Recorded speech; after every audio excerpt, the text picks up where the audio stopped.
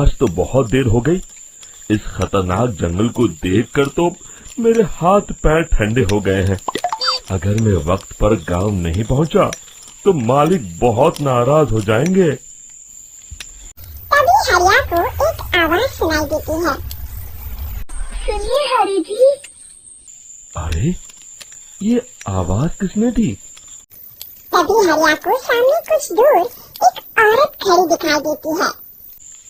अरे भाई, ये औरत अकेली इतनी रात को इस जंगल में क्या कर रही है?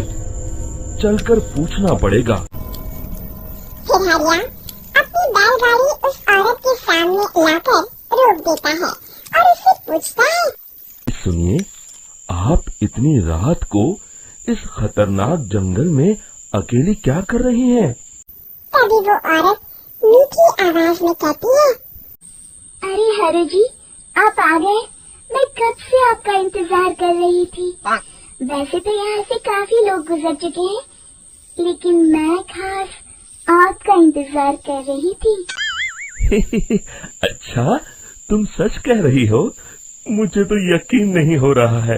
वो क्या है ना, आज तक किसी ने मुझसे इतने प्यार से बात नहीं की। हाँ हरि जी, मैं सच कह रही हूँ। अब देर मत करिए और जल्दी से मुझे मेरे घर तक छोड़ दीजिए। हाँ, कौन सी बड़ी बात है, अभी छोड़ देता हूँ। आप मेरे पीछे बैलगाड़ी में बैठ जाइए और मुझे रास्ता बताते चलिए।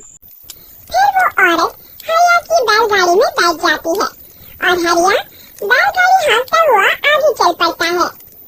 फिर उस औरत के बताए हुए रास्ते पर चलते चलते हरिया बैलगाड़ी लेकर एक काली गुफा के आगे आकर रुक जाता है।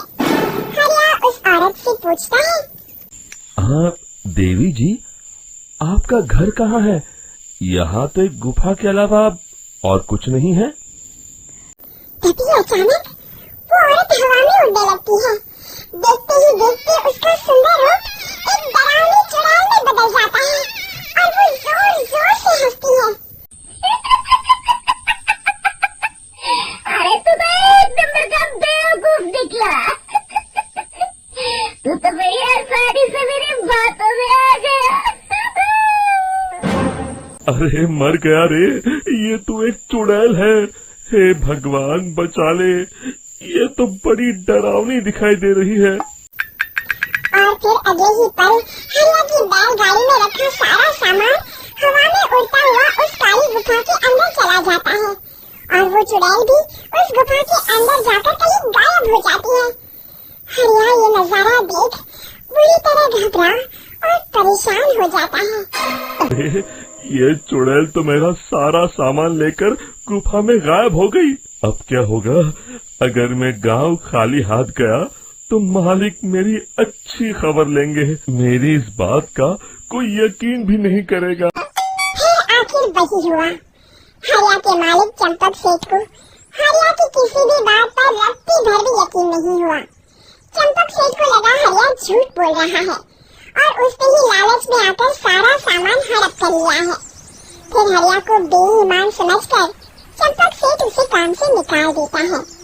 अगले दिन अपनी दुकान में परेशान बैठा चंपक सेठ गुस्से में बड़बड़ाता है, अरे दुकान में तो सामान बिल्कुल भी नहीं है। अब मुझे ही शहर जाकर सामान लाना होगा। वीडियो लाइक करके चैनल को सब्सक्राइब करो।